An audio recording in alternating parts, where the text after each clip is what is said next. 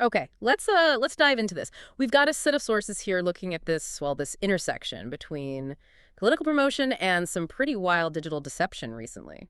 Yeah, it's really striking how easily some of this stuff gets amplified.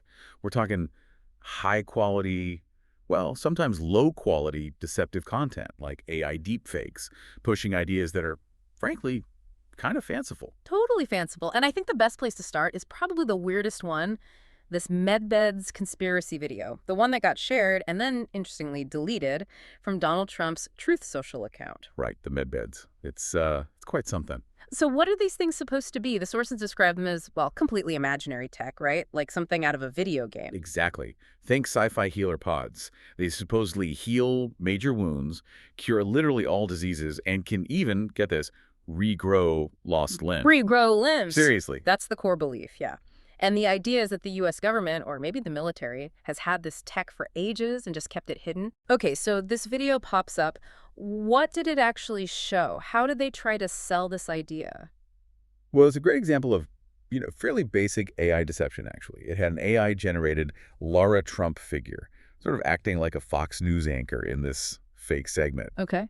And then you hear this AI Donald Trump voice chiming in, and the sources noted it was pretty flawed. The intonation dropped. It sounded robotic. What did the voice say? Something like, every American will soon receive their own Medbed card, giving them access to, I guess, special new hospitals with these beds. But you said it was flawed. I mean, if it looked and sounded fake, low resolution, that weird uncanny valley feel you get with AI, the robotic voice, how does that get past whoever's running a high-profile account? That's the million-dollar question, isn't it? The sources point out the flaws were there, the low-res look, the kind of wavering AI voice, and apparently even the font used for the fake Fox News banner wasn't right. But, crucially, it seems like the overall look was maybe convincing enough at first glance for whoever hit share. So the superficials were enough, even with obvious tells. Wow. Yeah, it shows how easily even flawed fakes can slip through and spread.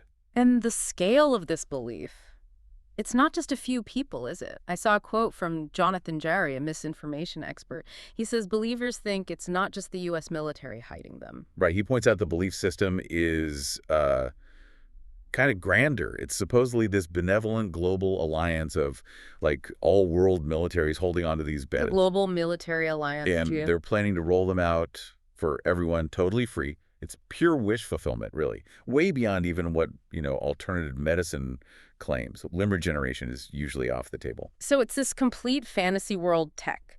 But was that the only kind of thing being pushed by the account around that time? Or was it mixed with other, maybe more grounded political narratives? Oh, it's definitely mixed. Yeah. Our sources show that on the exact same weekend, the same Truth Social account was also boosting misinformation about the FBI's role on January 6th. Ah, okay. So shifting from pure fantasy to contested real-world events, what was the specific J6 claim they amplified? It was pushing a report suggesting that hundreds of FBI agents were secretly deployed within the crowd that day. Right, feeding into those theories that FBI agitators were the ones actually causing the violence? Exactly that narrative. But the sources also provide some pushback on that specific interpretation, right? I recall seeing former official Kash Patel's take. Yes, Patel argued against that specific idea of agents in the crowd inciting things. His point was different. He said agents were deployed, but only after the riot was declared to help Capitol Police. Okay, so a timing difference, a crucial one. Right. But Patel did still call that post-riot deployment a scandal, claiming it broke FBI protocols because of, in his words, corrupt leadership. So it's less a total fabrication like Medbeds and more a, shall we say, contentious framing of actual events and protocols. Got it. So 1 minute it's sci-fi healing beds. The next, it's a specific disputed interpretation of FBI actions on Jan 6th. And that's really the key takeaway here, I think. You see these two very different types of misinformation shared back to back within just 48 hours. One completely fantastical, AI-driven. And the other, a long-running political narrative, twisting known facts. By platforming both, it kind of blurs the lines, doesn't it? It fosters this environment where maybe anything seems possible, or at least where distrust is the default. If you can believe in secret medbeds. then maybe believing a particular narrative about the FBI isn't such a leap. Precisely. It all feeds into a general erosion of, shared reality. So thinking about you, the listener, trying to make sense of all this online, we just talked about a deepfake with a bad font and a robotic voice getting shared. It had tells.